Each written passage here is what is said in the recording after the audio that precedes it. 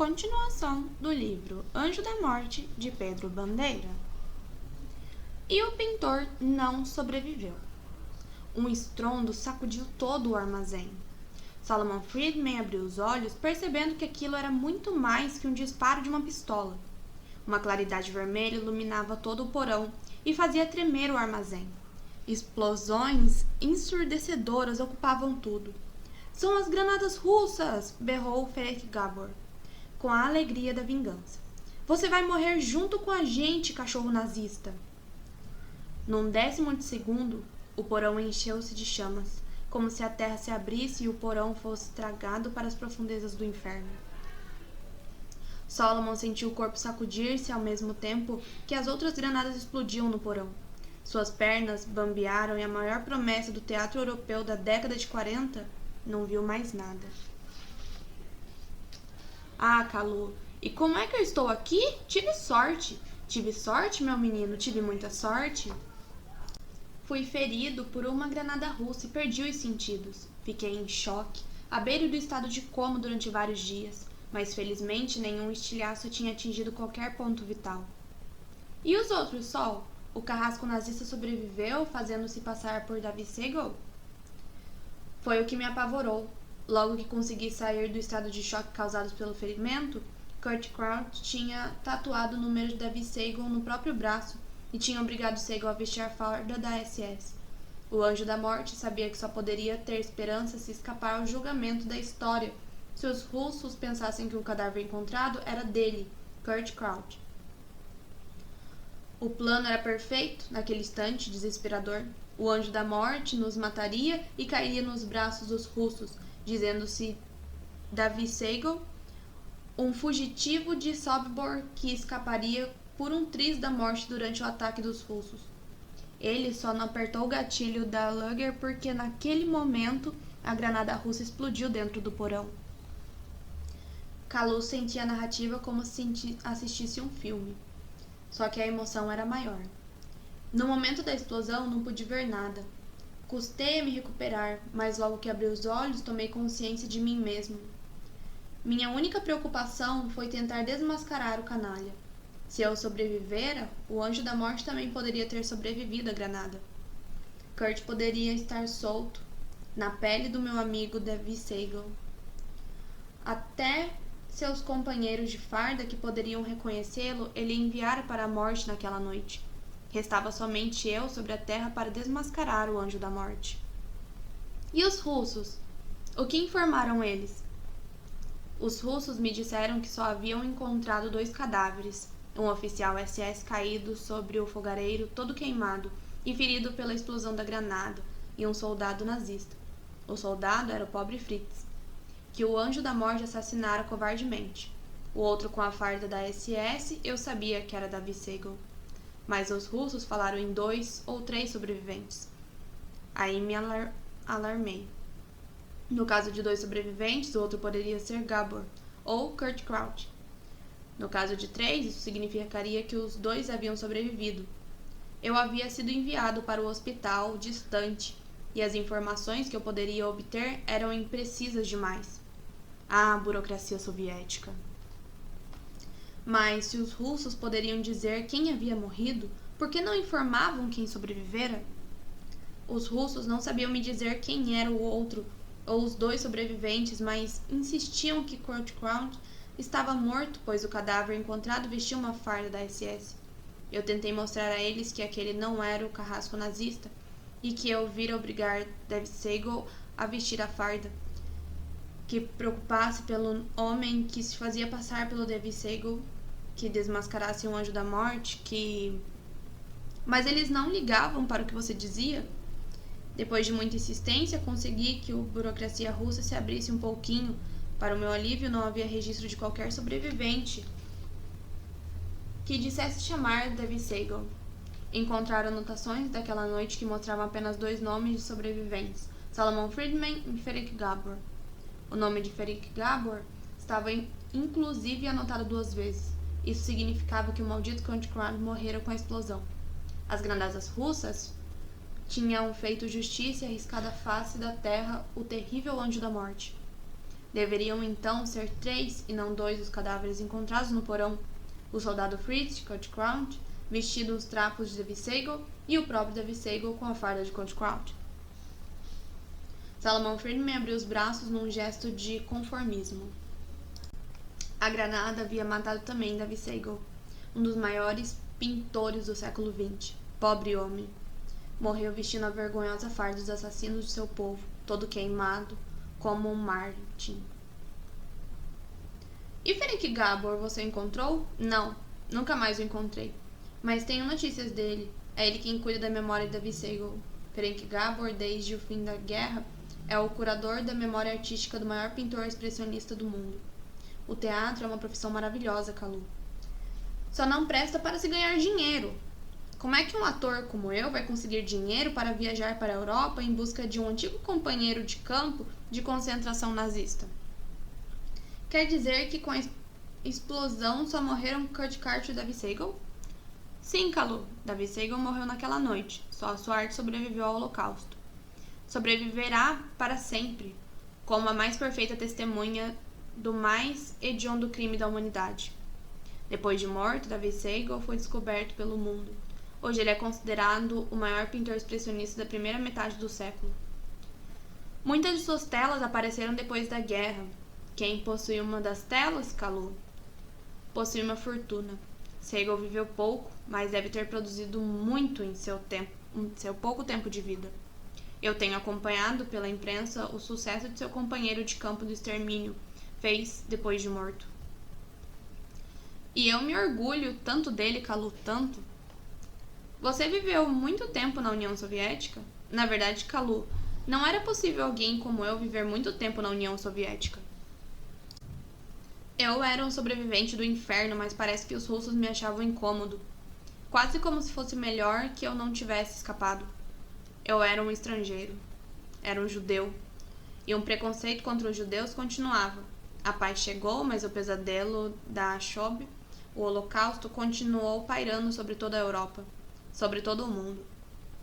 Salomon Friedman levantou como se fosse o fim do espetáculo. Era preciso encontrar uma nova pátria, Kalu. E a nova pátria que eu descobri foi este Brasil. Aqui voltei a ser ator, aqui voltei a respirar, aqui voltei a ser um homem. Agora, Kalu, eu sou brasileiro. Ai, que orgulho eu tenho de ser brasileiro. Como é bom estar vivo, Kalu. Como é bom ser brasileiro. Aqui, numa terra em que nem sabia direito onde ficava antes da guerra, reencontrei a mim mesmo, reconstruí minha arte. Como é bom estar vivo, Kalu. Sorria, meu menino, sorria comigo. Já ouvi este nome. Ao longe, vindo das avenidas que circulavam o Parque do Ibirapuera, os ruídos automóveis era só o que se ouvia. O grupo permaneceu mudo após o relato de Kalu, como se esperasse uma continuação. Que história! Exclamou Andrade baixinho. Mas o que tudo isso tem a ver com... Magri interrompeu o pensamento do detetive. Esperem um pouco. Agora sei que me chamou a atenção do folheto amarelo que Kalu encontrou no cesto de papéis do camarim. Empreste um pouco o papel, Andrade. O gordo detetive retirou o papel amarelo amarrotado do bolso e estendeu para a menina. Magri correu com os olhos pelo impresso e apontou. Vejam aqui! Todos olharam o parágrafo para onde apontava o dedo de Magri. Entre as calúnias mais sórdidas havia uma que dizia: os judeus desejam eterna vingança, pois até hoje perseguem velhos sargentos e tenentes que apenas cumpriram ordens da Segunda Guerra Mundial. Estão vendo? Velhos sargentos e tenentes. O Anjo da Morte era um tenente. E se ele tivesse sobrevivido ao ataque russo naquela noite no porão do armazém? E se o velho Sol soubesse disso? Kurt Count tentaria matá-lo, não tentaria? Salomon Friedman não sabia disso, Magri, lembrou o crânio. De acordo com o que Kalu nos contou, Kurt Count morreu naquela noite, e os russos informaram que só havia 2 sobreviventes, Salomon Friedman e Ferenc Gabor. Kurt Count teriam trocado de identidade com Davy Sagle se os sobreviventes fossem Salomon Friedman e Davy Sagle. Isso quereria dizer que o Anjo da Morte teria sobrevivido na pele do pintor, mas pelo jeito só os 2 que estavam amarrados nas traves do porão conseguiram escapar. mal feridos pelas granadas soviéticas. Os 2 que estavam de pé no meio do porão foram mortos. Quando a granada caiu, o nazista voou pelos ares, despachando de volta para o inferno que o gerou. E Davi Segal também, lembrou Kalu. Como eu disse, o velho sol contou que havia o corpo de um oficial nazista todo queimado sobre o fogareiro. Era o pobre Davi Segal. Chumbinho meteu seu bedelho na conversa. Somente Sol e Gabor sobreviveram, não é? Sol está morto, e se o outro sobrevivente era o tenente nazista Kurt Crouch, então Ferenc Gabor deve ser Kurt Crouch. Você se esquece de que Sol foi assassinado ontem, Ferenc Gabor só deve chegar ao Brasil hoje, Chumbinho, lembrou Andrade. Ferenc Gabor, falou Chumbinho, vasculhando a memória em busca de uma certa lembrança. Já ouvi esse nome, eu tenho certeza, eu já li esse nome em algum lugar. Onde terá sido? Acho que foi no Colégio Elite, acho que foi no laboratório. Para Miguel, ser líder dos caras significava sempre tentar ordenar as intermináveis discussões. Temos somente a história de Sol narrada pela memória de Kalu. O que há de errado com a minha memória, Miguel? Não se esqueça que eu sou um ator acostumado a decorar qualquer tipo de texto. Não estou duvidando da sua memória, Kalu. Mas o que você nos apresentou foi o relato de um dos sobreviventes do porão do armazém, na União Soviética, no distante ano de 1944. Que tal agora ouvirmos a versão do outro sobrevivente? Ferenc Gabor? E quem mais? Sentindo-se deslocado em um lugar como aquele, Andrade suava, apesar do ar-condicionado que emprestava ao ambiente uma atmosfera europeia. Ao lado de Magri, no salão ricamente decorado, o gordo detetive tentava passar despercebido no meio da nata da sociedade paulistana que lotava a sofisticada galeria de arte. Depois da reunião no Parque do Ibirapuera, os caras e Andrade haviam se separado, combinado reencontrar-se naquela mesma noite, na galeria onde seria inaugurada a exposição da obra de Davi Segal.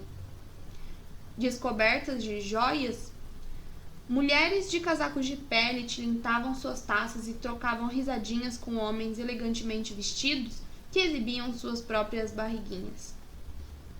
O coquetel de abertura de exposição da obra do gênio grande Davi Segal era apenas um pretexto para ocasiões em que a alta sociedade comparecesse mais para ser vista do que para ver. Miguel pensou que aquele era o público errado para a obra de grande Segal, o pintor judeu-alemão que eternizava tela e a tinta e sofrimento e a miséria dos esquecidos, dos marginalizados, dos massacrados. Aquelas pessoas elegantes sequer podiam imaginar o que fosse a miséria, o que fosse a fome, o que fosse o holocausto, o que quer que fosse. Pessoas como aquelas é que provocavam a miséria, a fome, a marginalização, o holocausto dos esquecidos. Iluminadas por fortíssimos refletores, cerca de 30 telas destacavam-se artisticamente organizadas sobre uma larga plataforma coberta por tapetes persas tão caros quanto as telas.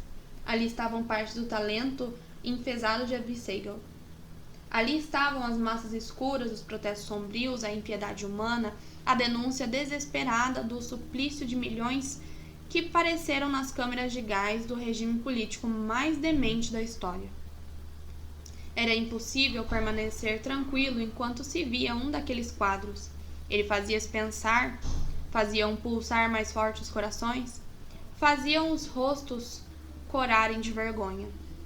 Os 5 caras e o detetive Andrade tinham conseguido convites para a inauguração com um tio de Magri, um especialista em arte. Mas, por mais fantástico que fossem os quadros da Davi Segal, não conseguiam afastar da mente aqueles 6 pessoas o assassinato de Salomon Friedman. Dentro, um pouco conhecido, e outro sobrevivente do campo de extermínio de Sobibor. O companheiro de Salomon Friedman, que o ator nunca mais vira desde naquela noite fatídica na União Soviética. Um murmúrio mais concentrado anunciou a chegada do principal convidado da noite. A outra testemunha do inferno. Ferenc Gabor era um velho aprumado, elegantíssimo e desenvolto, que ostentava o sucesso financeiro que vinha obtendo como curador de obras de Davi Segal. Desfilou entre os presentes como se fosse o próprio pintor e subiu à plataforma iluminada. O dono da galeria fez as apresentações, excitado pela rara oportunidade de ter, no Brasil e em seu estabelecimento, uma exposição tão importante. O velho aproximou-se de outro microfone, agradeceu o discurso do anfitrião, cujas palavras ele naturalmente não entendera, e falou num francês perfeito, mas ainda repleto de sotaque, enquanto suas palavras eram traduzidas pelo dono da galeria. Sei que os senhores vieram aqui para ouvir falar de arte, mas para falar de arte de Davi Segal é preciso primeiro falar de morte. Um sussurro de estranhamento percorreu a assistência. Há muitos anos, no pior momento da minha vida, eu conheci Davi Segal. Todos vocês só pensam em Segal como um gênio da pintura expressionista, mas poucos pensam que só a morte transformou a arte de Segal no que ela representa para vocês e para todo mundo. O artista que todos admiram hoje não foi reconhecido por ninguém enquanto estava vivo e ansiava pelo reconhecimento do mundo. Só recebeu desprezo enquanto pintava a alma da Europa sofrida, enquanto jogava na tela toda a revolta que teria impedido o crescimento do nazismo. Se todos sentissem e percebessem o que ele sentia, perceberia e transmitia com sua arte. A voz do velho era grave, repungida e penetrava no espírito da plateia, revolvendo culpa a muito acomodadas dentro de cada um. Por isso, agora, eu devo falar na morte do povo judeu, na morte da Europa, na loucura que só os artistas percebem enquanto todos se acomodam, tapam os próprios olhos e ouvidos e calam as palavras que poderiam sair de suas gargantas para impedir a ação do mal. Foi o protesto contra a insanidade de uma sociedade assassina que fez Segal o artista que vocês conhecem.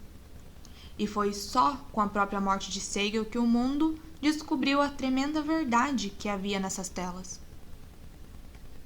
O velho Gabor apontou para as telas como se apresentasse seu amigo vivo ali à frente de todos. Aqui está Davi Segal, senhoras e senhores. Ambos nascemos na Alemanha, de famílias judaicas. Com ele, eu dividi o pão da desgraça do campo do extermínio de Sobibor, na Polônia ocupada pelo nazismo. Juntos fugimos daquele inferno e juntos fomos recapturados por alguém que nenhuma mulher deveria ter gerado, o SS, que passou para a história como o anjo da morte. Kurt Kraut estava a ponto de fuzilar Davi Segal quando chegaram as tropas soviéticas e jogaram uma granada no porão onde nós estávamos. O canalha nazista e Davi Segal foram estraçalhados pela explosão, junto com outro companheiro que havia fugido conosco de Sobibor. Somente eu sobrevivi. Quando me recuperei dos ferimentos, jurei dedicar minha vida ao restabelecimento da memória artística de Davi Segal, cuja arte falava por todos nós. Por mim, por todos os judeus, por todos os injustiçados, por todos os massacrados. A seleta plateia não tinha ido ali para ouvir um discurso tão sério, tão emocionado. A inauguração parecia um velório. Vinha ao Brasil para mostrar as últimas telas pintadas em vida por Davi Segal. São trabalhos feitos no campo de Sobibor, quando Segal já era testemunha e vítima do horror que vinha combatendo. Ferenc Gabor continuou falando da obra de Davi Segal, dos quadros que ele pintara febrilmente durante todos os anos da guerra, até ser preso pelos nazistas. Falou da injustiça e incompreensão de todos para com a obra do artista, só reconhecido depois de sua morte. Comparou-o com Van Gogh, falou de sua miséria, comparou-a com a valorização que chegara tarde para Davi Segal. A consternação da plateia refletia-se num silêncio absoluto, que paralisara até mesmo os garçons e o tilintar das taças de coquetel. Depois daquele discurso, cada quadro valeria o dobro do que mais ricos ali estariam dispostos a pagar. Mas quem pudesse pagar levaria junto com a tela todo um pedaço da história, desenhado com revolta e sofrimento. Ferenc Gabor explicou a motivação contida em cada tela, em cada detalhe de cada tela, em cada pincelada de cada detalhe. Ninguém conhecia tanta obra do artista assassinado quanto ele. Terminou a explanação com lágrimas nos olhos. E foi com lágrimas nos olhos que todos aplaudiram com um verdadeiro delírio. Ferenc Gabor desceu da plateia iluminada e foi cercado por pessoas que fazia questão de apertar-lhe a mão, de dar-lhe um tapinha nas costas. Era como se Gabor fosse o próprio Davi Segal, que tivesse voltado da morte para apresentar-se ao Brasil. Magri, cotovelando, abriu caminho até a frente do grupo que cercava o velho. Observou Gabor com um sorriso ao ver a menina deslumbrante em seu vestido de festa, alegre e descontraído. O velho misturava expressões de alemão à língua francesa que ele adotara tão bem. Miguel e Kalu já estavam ao lado de Magri, Crânio e Chumbinho. Tentava abrir passagem para Andrade. Adorei o seu discurso, cumprimentou Magri em francês com um sorriso encantador. Eu e meus amigos gostamos muito da obra de Davi Segal. Já tínhamos ouvido falar muito de Segal e do Senhor. Agradeceu o velho Gabor, misturando a língua natal com a língua adotiva. Esse aqui é o meu amigo Kalu, apresentou Magri, sempre em francês. Ele conhecia muito bem o outro prisioneiro que fugiu com o senhor e com Segal do caminho de Sobibor. O velho empalideceu na mesma hora e seus olhos se embrulharam. O que vocês estão dizendo? Perguntou Andrade a Crânio quando conseguiram chegar perto da conversa. Não foi só o senhor que sobreviveu à explosão da granada russa naquela noite, no fim do verão de 44, Sr. Gabor, explicou Kalu, também num francês perfeito. Salomon Friedman também sobreviveu. Solomon? Balbuciou Gabor. O que eles estão dizendo, Crânio? Andrade suava novamente. Ele esteve no Brasil todos esses anos, Sr. Gabor. Foi meu professor de teatro, mas infelizmente ele não pôde comparecer a essa inauguração. Solomon foi assassinado ontem à noite. Solomon Friedman. O velho parecia desnorteado. Solomon Friedman. O senhor pode nos ajudar, Sr. Gabor? Talvez o senhor se lembre de algo que... Andrade sentia-se em mal-estar daquela conversa, mas não conseguia entender o que se passava. O que eles estão dizendo, Crânio? Pelo amor de Deus, o que é que eles estão dizendo? O velho deu meia volta e encaminhou de cabeça baixa para uma porta lateral. Andrade tentou segui-lo, mas o dono da galeria interrompeu delicadamente. Desculpe, cavalheiro. Levantou o braço e falou alto para todos na galeria. O Sr. Gabor precisa repousar um pouco. A viagem foi muito cansativa para um homem de idade dele. Logo ele estará refeito e nós o teremos conosco. Enquanto isso, divirtam-se. Essa é uma noite especial, uma noite gloriosa para o movimento artístico deste país. Divirtam-se e apreciem a obra do grande Davi Segal. O preço de cada tela pode ser discutido diretamente comigo.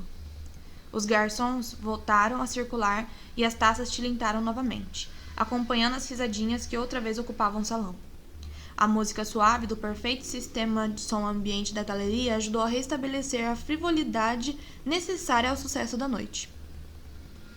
Andrade aceitou todos os salgadinhos que lhe eram oferecidos enquanto ouvia o resumo da conversa entre os meninos e Ferenc Gabor. Coitado do velho, comentava Magri. A surpresa de saber que Salomon também sobrevivera foi demais para ele, ainda mais com o assassinato. Um choque. Foi mesmo um choque para o velho. Vamos esperar um pouco, Andrade. Não podemos sair daqui sem falar com Gabor. Se o assassinato do velho Sol tem alguma ligação com o panfleto amarelo que ele recebeu, talvez Gabor saiba de mais alguma coisa que... Um estampido ressoou por toda a galeria, interrompendo Kalu. Uma taça caiu sobre os mais caros dos tapetes. Andrade forçou caminho às cotoveladas apressadas em direção onde viera o estampido. Kalu já abrira a porta do lado da plataforma e Andrade entrou atrás, acompanhado pelos outros caras. Havia um corredor e várias outras portas. Uma delas estava aberta. O detetive atravessou o corredor rapidamente e entrou. Aquele deveria ser o escritório do dono da galeria. Kalu estava abaixado ao lado do corpo de Ferenc Gabor. Um pouco mais que uma criança. Sangrando no Mercedes-Benz do dono da galeria de arte, Ferenc Gabor chegou ao hospital com a cabeça no colo de Magri. Depois que o velho foi levado para a sala de emergência, o hospital virou uma confusão. 2 carros da Polícia Federal chegaram cantando os pneus, repletos de agentes. O cônsul francês apareceu numa limusine cheia de bandeirinhas, muito preocupado com o estado da saúde daquele velho que já passara mais anos de sua vida como francês do que como alemão. Repórteres de televisão, de rádio e de jornais invadiram o hospital com suas câmeras, máquinas fotográficas, gravadores e perguntas e asmo. A sala dos médicos foi invadida por um grupo de homens com expressão carregada que agiam como se fossem donos do mundo. No meio deles, com o terno manchado pelo sangue da vítima que ajudara a socorrer, o detetive Andrade enxugava o suor da careca, dessa vez na condição de testemunha. O líder do grupo identificou-se como Dr. Pacheco e sentiu-se à frente de Andrade. Ninguém conseguia entender por que, àquela hora da noite, o agente precisava de óculos escuros. O que fazia o senhor detetive Andrade na inauguração de uma exposição de arte? Está querendo renovar a decoração da sua sala? O seu salário de polícia estadual dá para isso? O gordo detetive não se deixou intimidar. Respondeu procurando olhar dentro dos olhos que o fitavam por trás das lentes escuras. Sua posição não lhe dá o direito de vir com gozação, Dr. Pacheco. Eu estava na galeria de arte, a serviço. Estou investigando o assassinato de Salomon Friedman. De quem? Do ator morto ontem à noite. Eu tinha razões para pensar que o Sr. Ferenc Gabor... Que ligação pode haver entre os 2 casos, detetive Andrade? Os 2 fugiram junto no campo de concentração de Sobibor em 1944. Na Segunda Guerra Mundial? O que está querendo dizer? Estou dizendo que pode haver uma ligação entre os 2 atentados, Dr. Pacheco. Talvez a mesma pessoa precisasse da morte de Salomon e de Ferenc Gabor. O agente federal levantou-se e sorriu com a superioridade de um galã de filme de espionagem, que parece muito valente olhando para a câmera, mas que é sempre submetido por um dublê nas cenas de maior perigo. Um caso político, hein? Se o senhor desconfiava que esse poderia ser um caso político, por que não passou o caso para nossas mãos? Não lhe ocorreu que a Polícia Federal está mais bem aparelhada para enfrentar esses casos e que poderia ser evitada a tentativa de assassinato contra Ferenc Gabor? Andrade suspirou. Seu salário era, certo, muito menor do que o emproado agente, mas ele não trocaria seus velhos métodos por tal aparelhamento dos federais. Durante uma investigação, nunca me ocorre a ideia de livrar-me dela, Dr. Pacheco. Salomon e Ferenc Gabor eram judeus. Fugiram juntos do campo de extermínio de Sobibor, mas vieram separados, um no Brasil, outro na França. Durante todos esses anos, se há alguma ligação entre os 2 atentados, ela não será pessoal, uma vez que eles sempre estiveram afastados. O único elo que une é um passado comum, vivido à beira da morte, em um campo de extermínio nazista. Por isso creio que pode ser um caso político. Salomon Friedman vinha recebendo panfletos ameaçadores de alguma O agente de óculos escuros interrompeu. Panfletos? Que espécie de panfletos? Andrade tirou do bolso o impresso amarelo amarrotado e estendeu para o agente federal. Desta espécie, Dr. Pacheco. Salomon Friedman estava lendo esse impresso minutos antes de morrer. Depois do assassinato, o panfleto foi encontrado no cesto de papéis do camarim da vítima. O Dr. Pacheco arrancou o papel amarelo da mão de Andrade. Passou os olhos por ele e pareceu empalidecer. Por um momento, quase tirou os óculos escuros, recuperou-se e sorriu para Andrade. Muito obrigado por sua colaboração, detetive Andrade. É só por enquanto. Agora vá para casa e deixe o caso em nossas mãos. Andrade suspirou novamente. Ajeitou-se na cadeira, correu os olhos em volta e sorriu para o agente. Doutor Pacheco, ninguém me manda para casa quando eu estou no meio de uma investigação. Esse é um caso meu e o senhor não vai me afastar dele. Eu estou no caso e nele vou permanecer. Isso está fora de cogitação, detetive Andrade, respondeu o agente em um tom definitivo. Agradecemos sua colaboração, mas eu insisto que tudo fique agora sob responsabilidade federal. Andrade levantou-se com esforço, como se a decisão fosse difícil de ser tomada. Está bem, então. Os jornalistas já estão aí fora. O senhor me obriga a explicar a eles, tintim por tintim, todas as pistas que eu já localizei.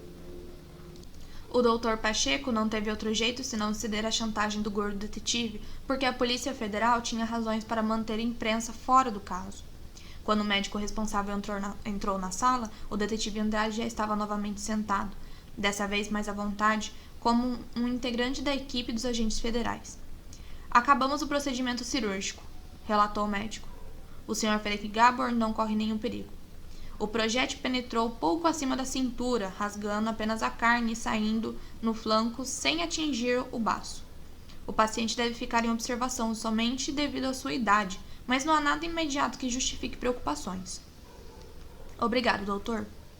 Andrade recordou-se da cena que presenciara no entrar do escritório da galeria de arte. O velho Gabor caído, com o lado esquerdo do paletó ensanguentado, pressionando o lenço contra o ferimento, à beira do desmaio. A arma do crime era uma pequena pistola calibre 22 que o criminoso deixara cair perto da janela por onde provavelmente fugira. A pistola já fora levada para a perícia, mas o detetive não tinha esperança de que fossem encontradas impressões digitais. O médico retirou-se e Andrade novamente insistiu. Muito bem, Dr. Pacheco. Já contei o que sabia. Agora que o senhor tão gentilmente me convidou para participar das investigações, eu gostaria de tomar conhecimento do que a Polícia Federal sabe. Principalmente quero saber por que o senhor ficou tão pálido ao ler o panfleto amarelo encontrado no camarim de Salomon Friedman. O Dr. Pacheco sentou-se à frente de Andrade e entregou os pontos. Está certo. O senhor é um profissional e, se vai trabalhar conosco, deve saber de tudo. O caso pode ser muito mais grave, muito mais abrangente do que o senhor pensa. Pelo jeito, o atentado contra o Frederick Gabor e os assassinatos de Salomon Friedman fazem parte de uma conspiração maior, cujo membros vão continuar matando. Panfletos como este, com exatamente o mesmo texto, têm sido enviados em várias línguas a judeus influentes de todo o mundo. Até aí não há muita novidade, Dr. Pacheco, comentou Andrade. Fanáticos neonazistas começam, mas não incomodam muito. Desde o fim da guerra, são cães que ladram, mas não mordem. Parece que agora esses cães estão dispostos a morder, continuou o agente federal.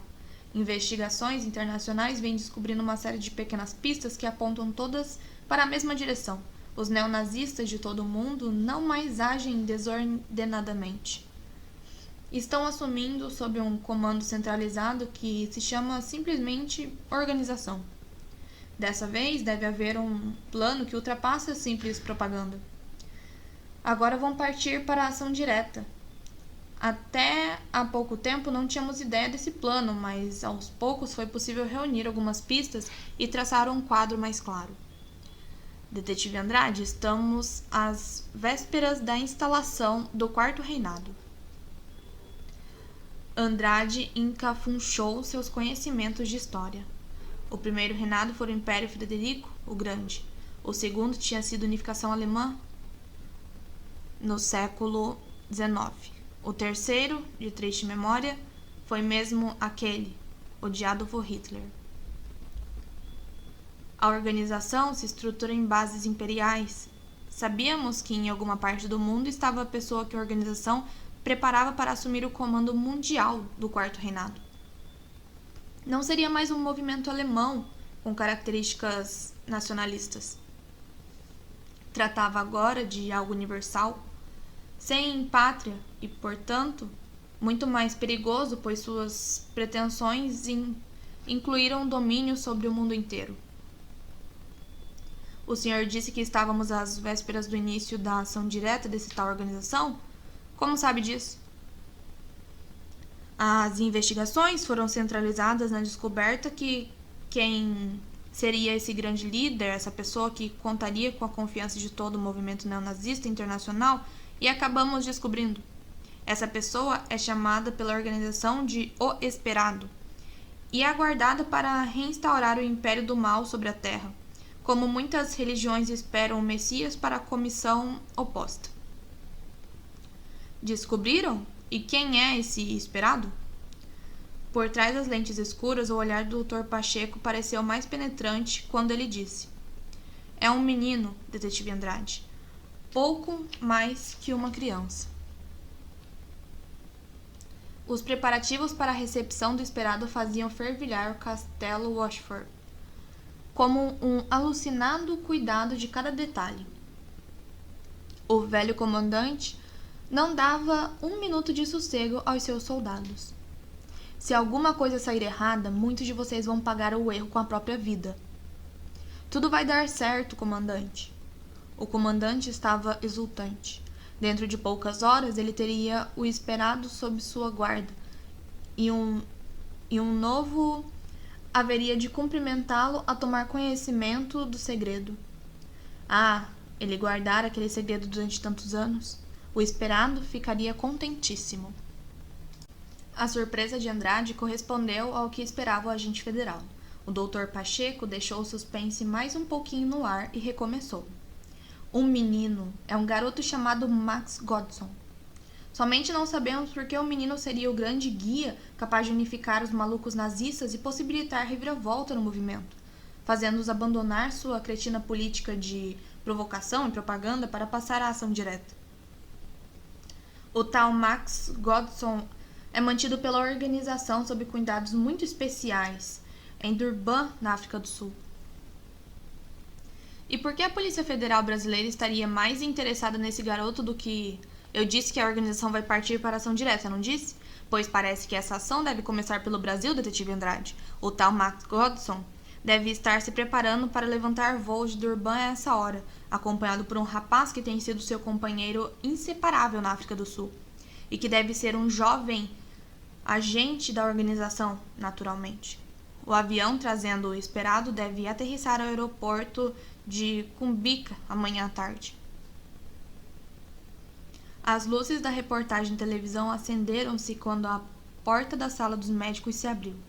Repórteres com microfones na mão cercaram o Dr. Pacheco e o detetive Andrade, todos fazendo perguntas ao mesmo tempo. Andrade procurou defender sua claridade, tampando os olhos com as mãos. Atrás do grupo de repórteres estavam os 5 meninos que guardavam ansiosos na recepção do hospital. Protegida pelos óculos escuros, a visão do Dr. Pacheco estava menos afetada pelas luzes do que de Andrade. E o agente federal ordenou, olhando para o grupo dos 5 caras: prendam aquele menino! Seu olhar estava fixo em Chumbinho. Eles vão continuar matando. A sala dos médicos parecia pequena para tanta gente. Os 5 caras estavam agora cercados pelos agentes federais e Andrade agia como um pai que procurava proteger seus filhos de alguma ameaça pouco definida. O Dr. Pacheco movia os olhos do rosto de Chumbinho para a foto que trazia nas mãos e de volta para o menino, sem saber o que pensar. Impressionante, impressionante! A confusão reinou por mais algum tempo. Os federais queriam expulsar os meninos do hospital e permanecer apenas com Chumbinho. Andrade esfaltava-se, vociferava, ameaçava novamente com a imprensa, tentando manter o grupo unido, e exigia maiores explicações para o estranho comportamento do Dr. Pacheco e dos federais. Aos poucos, mais uma vez, o gordo detetive conseguiu o que exigia.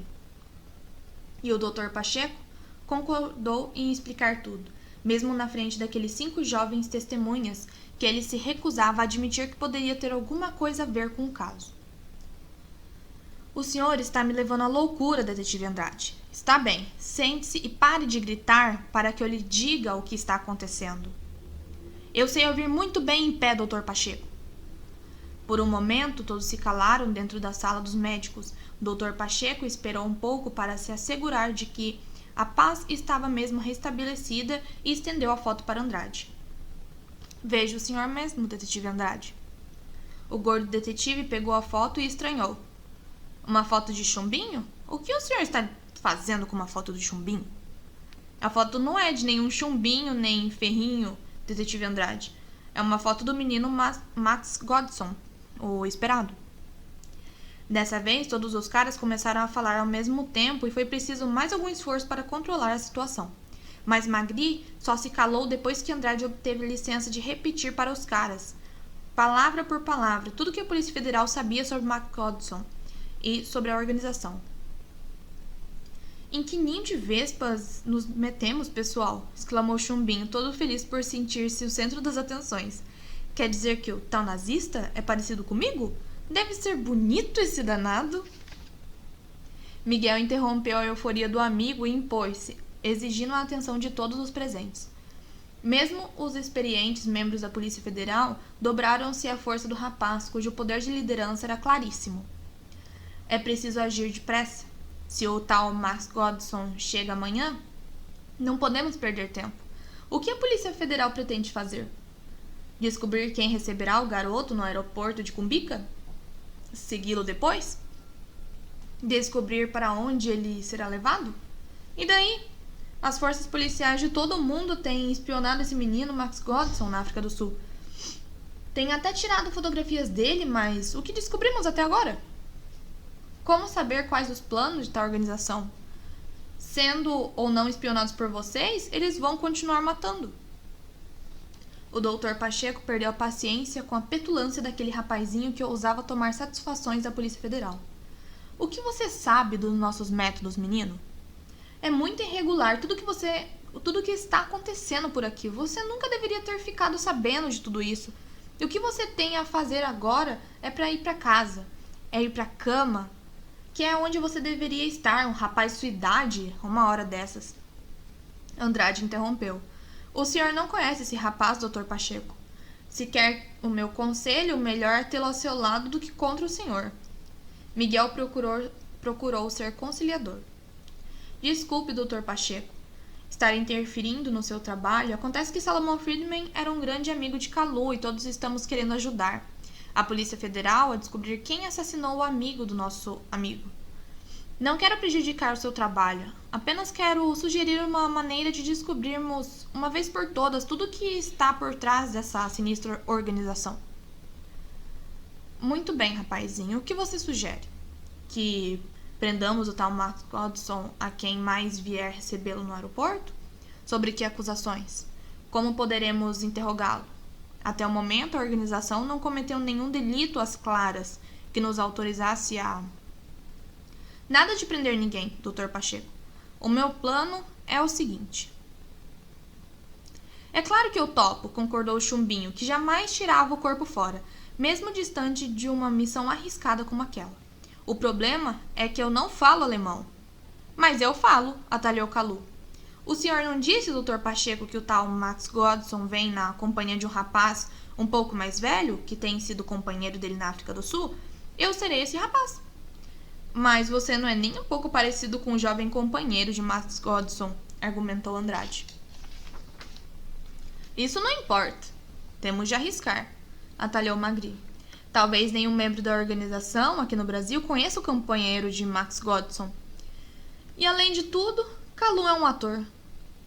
Ele sabe convencer quem ele quiser de tudo que ele quiser. E olhou com orgulho para Kalu. Meio enciumado, Miguel repetiu a última parte de seu próprio plano, reforçando os argumentos. É só deter McGodson e seu amigo por algum tempo. Kalu e Chumbinho fazendo-se passar pelos dois. Serão recebidos imediatamente e levados embora. Aí será só os agentes federais seguirem discretamente o carro em que os dois forem embarcados e... O Dr. Pacheco abriu os braços. Esse é o plano mais maluco que eu já ouvi. Como vamos meter 2 viajantes detidos por algum tempo e que vamos fazer com... Espera aí. O que eu estou dizendo? É claro que eu não posso deixar vocês se envolverem nisso, seus fedelhos. Vocês estão me pondo maluco? Vou perder meu cargo se permitir que vocês continuem com essa história.